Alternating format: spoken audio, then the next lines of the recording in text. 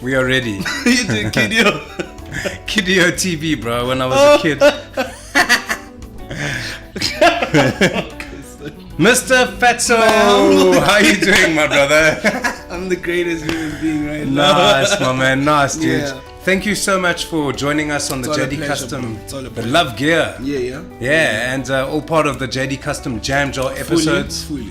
So yeah, man, thanks for the jam jar. Actually, enjoy it. It's very tasteful. Yeah, very tasteful, very spicy. Very spicy.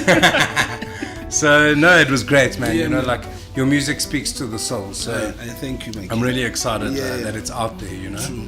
So it actually makes me wonder, like, what you look for in a guitar. Yeah. In a guitar, I look for something that speaks to me more than I would speak to it. One thing a lot of people don't know is that this guitar was a gift from a friend of mine a while back. Your Washburn? My Washburn, yeah. It's a rock series, and it's very, very rocky for a jazz guitarist like me or an Afro guitarist like me. But the truth about it is that you've actually made it be a Tshego AMG guitar rather than a Washburn guitar. I remember you've done a lot of action, tension, and all of these other things there, and the electronics. Yeah. But the one thing I look for in a guitar is a beautiful neck. Yeah. Something slim. Slim neck. You know, I don't like the D neck. The action needs to be. You know, I don't like working super hard. You must work smart, Jay. You know. Yeah, I know exactly what you mean, man. Yeah. I know exactly what you mean. Yeah, but I'm not really technical on guitars, but what you've done to the guitar has actually been personalized to what I would. Like, yeah. You know, it's very difficult for me to play. I mean, I've seen you play a few times, and you play it quite gently. You don't have a hard touch. So because of that, we can drop your action nicely, make sure all those frets are in line. Yeah. And the guitar then does, you know, half the work. You meet it halfway. Fully. And you don't have to fight. And we never have those buzz, fret buzz. And so Fatso, you are quite a strong player, even though you've got a light touch. Yeah. And you've got quite a bassy sound that projects with a nice mid-range. What strings do you like, man? I'm a Alexa user.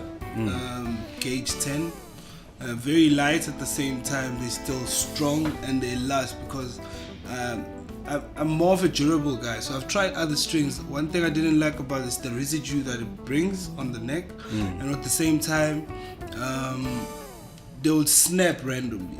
Yes, I've never had a guitar snap, a string snap rather, on Alexas since I've started using them. So I do a lot of gigs in a very short space of time, so the strain can be quite a bit. So with the Alexas, I don't know what they've done to them, but oh my god, they're great. They're amazing, and they keep their brightness for a while. Yeah, true. So basically, what makes them stand out, and I'm also a firm believer in Alexa. I'm quite a lazy guy. When I'm not in the workshop, I don't touch my guitars. Okay. So I find that they're much more durable because of the fact that they are coated. Okay. And they are coated once the string is made. So they've made the strings, the winding of the strings is already tight together, inside, and then the coating goes over that. All right, cool. So because of that, you don't lose tone in between the winding where basically all the treble response is gone. Yeah, inside. So, and also even I've been advised that I'm a more studio guy on a daily basis. So what happens is that I've been advised, like, every time you're in a session or in studio, at least you need to restring your guitar. But I've never lost so I will play like 2 sessions, but I'll still have the same response. The crispness. Of the strings. So yeah, more Alexa 10s, man, fully. 10 to 46. That's it. Yeah. You know what I like about that gauge is it's still, you know, comfortable to bend. And you don't lose your bass response. Whereas 9s, I find, depending on the player, 9s are a lot thinner sounding than a 10 gauge.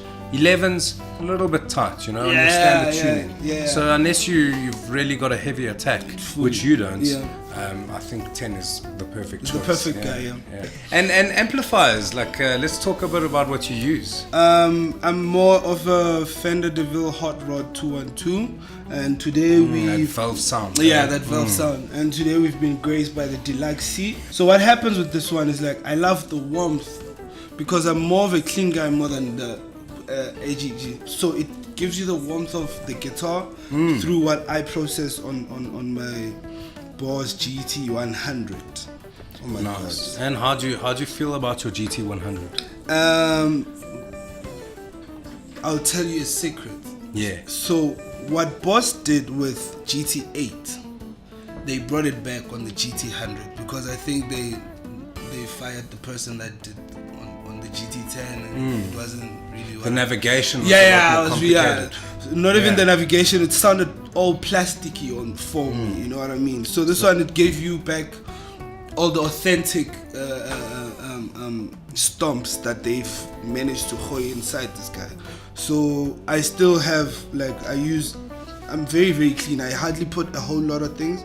So which is my delay and I have my tempo, BPM, whatever, and then my compressor. That's it. I'm a simple guy, Jay. Simple, yeah. I'm a simple guy. And I like this GT100. It cuts through the mix a lot more than even what the GT8 had. You know, in that time with that technology. You understand what I'm saying? The processing power was not what it is today. Fully. So you cut through that mix. You sound more in front of the mix. You're the guy. Rather than too loud and still not there. And still a not lot there. of tweaking. I'm not a tweaky guy. Yeah, that's it. Yeah. Keep it simple. You know what I'm saying? Let's go in. Let's go in. Nice, man. Yeah, okay, man. Cool. Yeah, and I love what you're doing. Thank you very much, King. Thanks for sharing that with us, and I look forward to seeing you out there and listening to more of your beautiful music, man. Thank you very much, King. Nice. Any day. Sweet.